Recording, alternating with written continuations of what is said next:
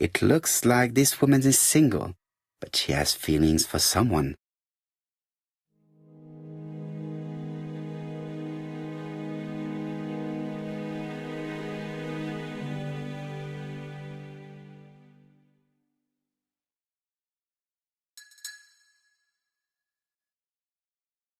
She is looking so intensely at this photo.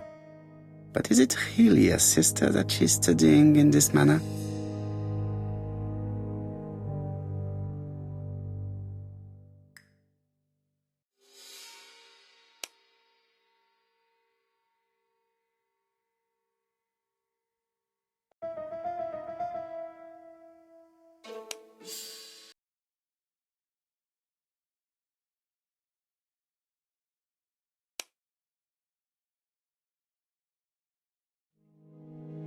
They made the perfect couple, am I correct? Yes, in a way. She was pretty and he... Well? He's a bright man, with a promising career ahead of him. He would have made Betty a good husband. He was always attentive and generous. Oh, a true gentleman. I hear a note of envy in your voice. You must have heard wrong.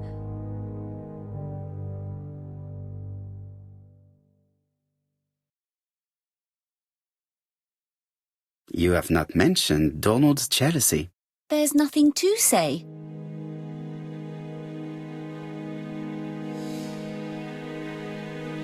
I am not your enemy, Mademoiselle Bernard. And you are not my friend either, Mr. Poirot, sir.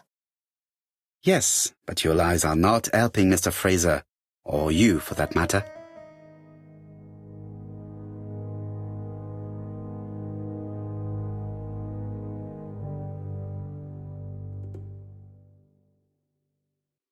This case is much more complex than you think. It would appear that your sister's murder is the second in a series that we have to stop as quickly as possible. The first was in Andover, and the same as your sister, the murderer sent me a letter informing me that a crime would be committed in that town. Now can I count on your honesty? Yes, you have my confidence, Mr. Poirot. Don is a quiet and sensitive young man.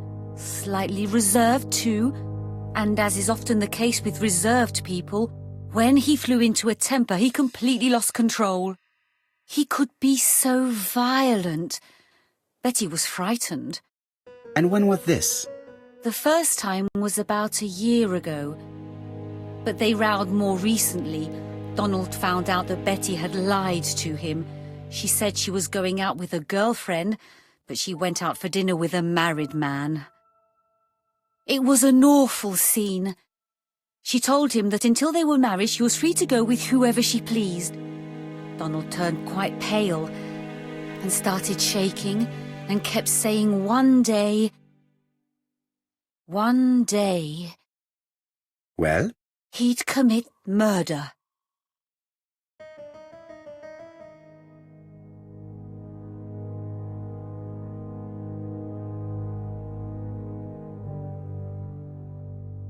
So you were afraid that he would become our main suspect. I know that Fraser was jealous, but I wonder why you feel the need to protect him. Exactly. Had you not told me about the case, I would never have dared to tell you about this little matter. Don loved Betty with all his heart. I can't imagine for one instant that he would hurt her. Very good, Mademoiselle Bernard. Thank you for your help.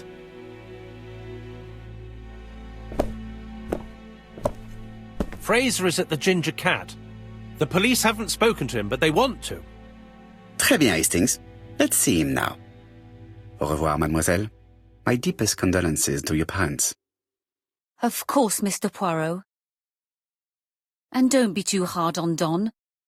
He's more fragile than he looks. If you say so. Let us now try and get our brain cells to work.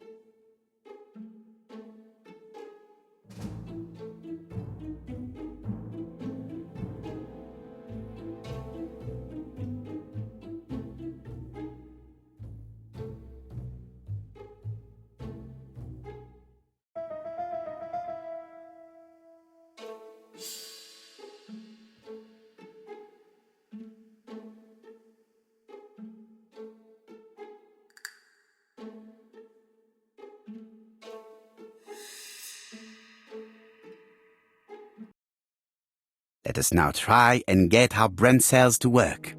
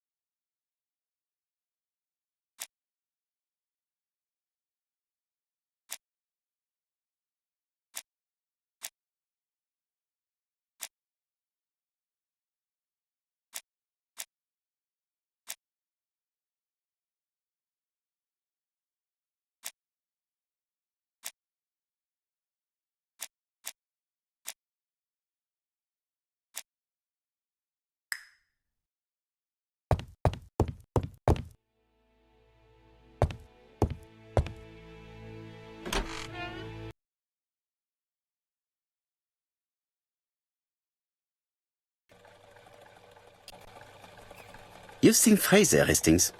What is your feeling? He's a big chap. Fragile isn't exactly the word that springs to mind. I talked to his landlady before seeing him. She went to bed at 11. Fraser wasn't home yet. Bien. Megan Barnard said he is a reserved character but with a nasty temper. We will see if this is the case.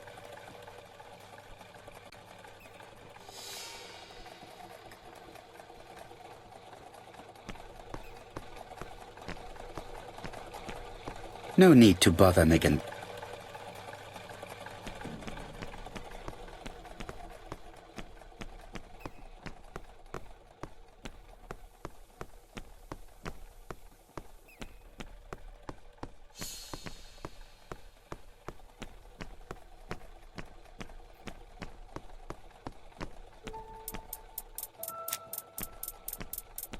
Hastings appears to be ill at ease.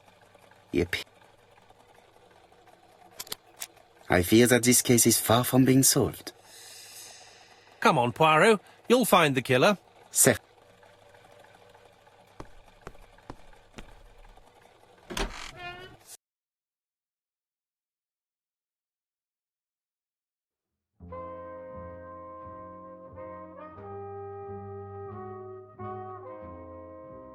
How do you do, Mr. Fraser? You Hercule Poirot. Mr. Hastings said you wanted to speak to me. Yes.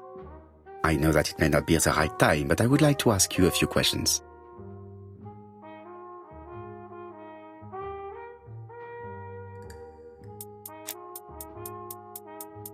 This man looks suspicious.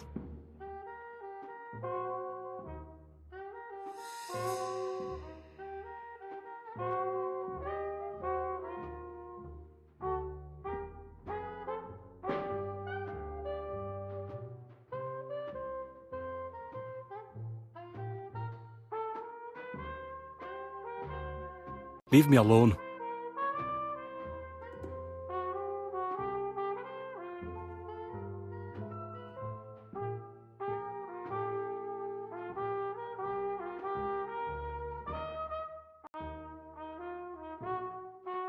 Donald Fraser is in a terrible state, as if he hadn't slept all night. And he's drinking white horse. Leave me alone.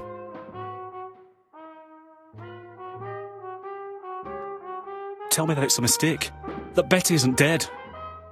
Sadly, your lady friend has been murdered, Mr. Fraser.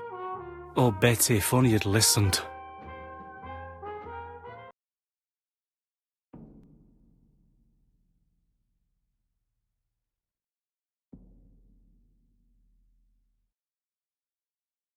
If she had listened to you, she would still be alive. Should I take that to be a confession? With that sort of thinking, you must send a lot of innocent men to prison. Under different circumstances, I might even find you amusing, sir. It's no time for amusement, Mr. Fraser. It is time to find your fiancé's killer. Did you know what her plans were for the evening? She said she was having dinner with her sister.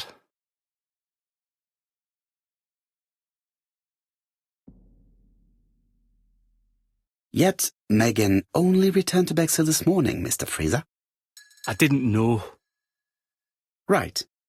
May I ask you what you were doing yesterday evening? I spent the evening working. Your colleagues can confirm this? No, I often take work home with me.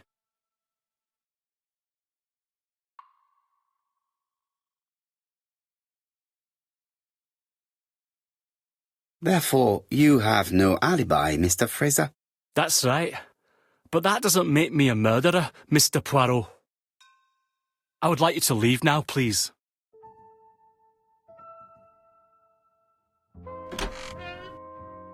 Ah, I knew I'd find you here, Poirot. I thought the victim's young man was here. Yes, is all yours, Chief Inspector. Let us now try and get our brain cells to work.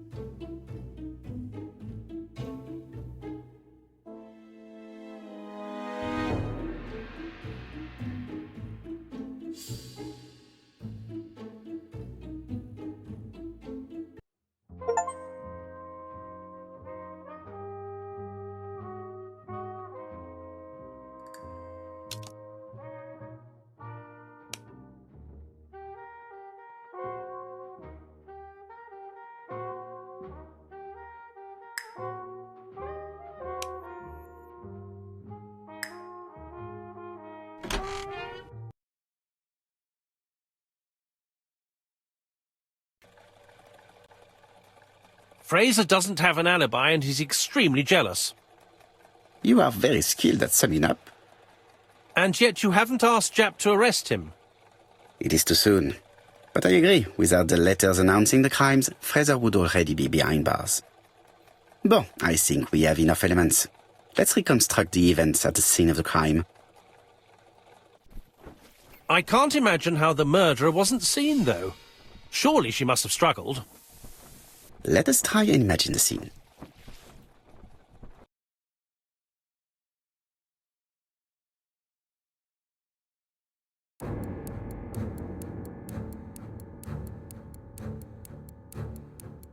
The killer and the victim are walking on the beach. Miss Betty has a bag, a belt around her waist, and carries her shoes in her hand. Both of them walk slowly to hut number 5.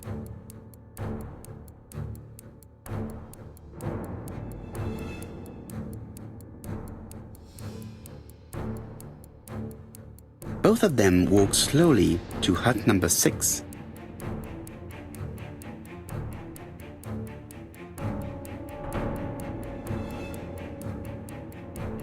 Miss Betty enters the hut. She leaves without her belongings. Then she hides a code.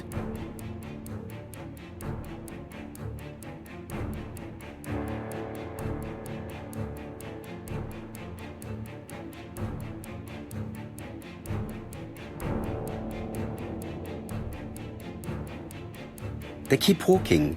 Then she removes her belt. The murderer moves behind her and then attacks her by surprise. The body falls, lifeless, on the sand. Everything appears to match the crime scene, mon cher Hastings. That is exactly what happened.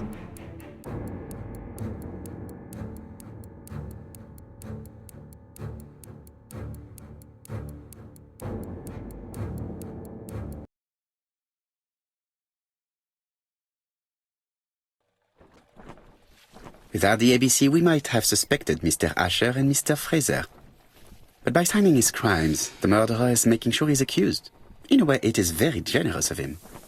Generous? The murderer seduced Betty in order to lure her to the beach and kill her.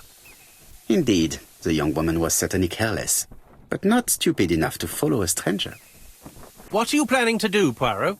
Return to London, mon cher Hastings.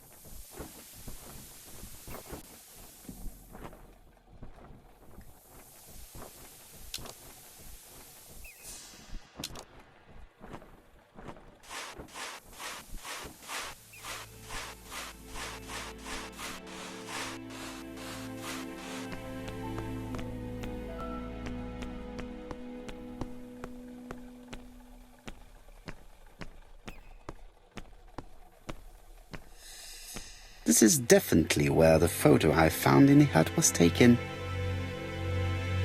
This is definitely where the photo I found in the hut was taken.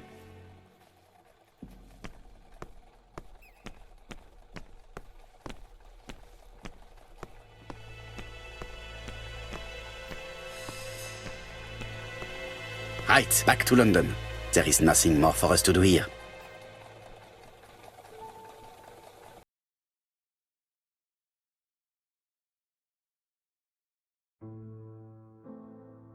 Japp has decided to reveal details to the press.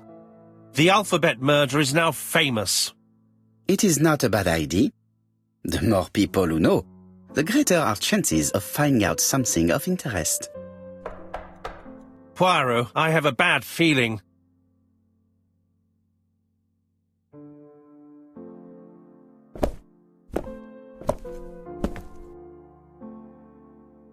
Poor Mr. Poirot, not so good at these little criminal matters as you thought yourself, are you?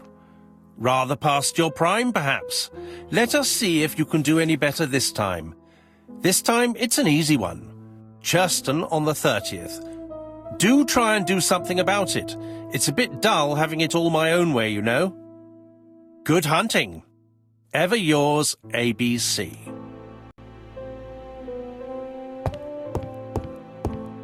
Good hunting. Did you hear that, Poirot?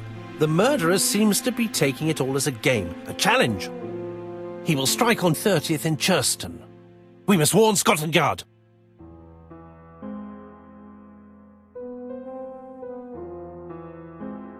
No time to lose. We must prepare our suitcases for Churston. Mon Dieu, it is already 10 o'clock. I will call Scotland Yard immediately.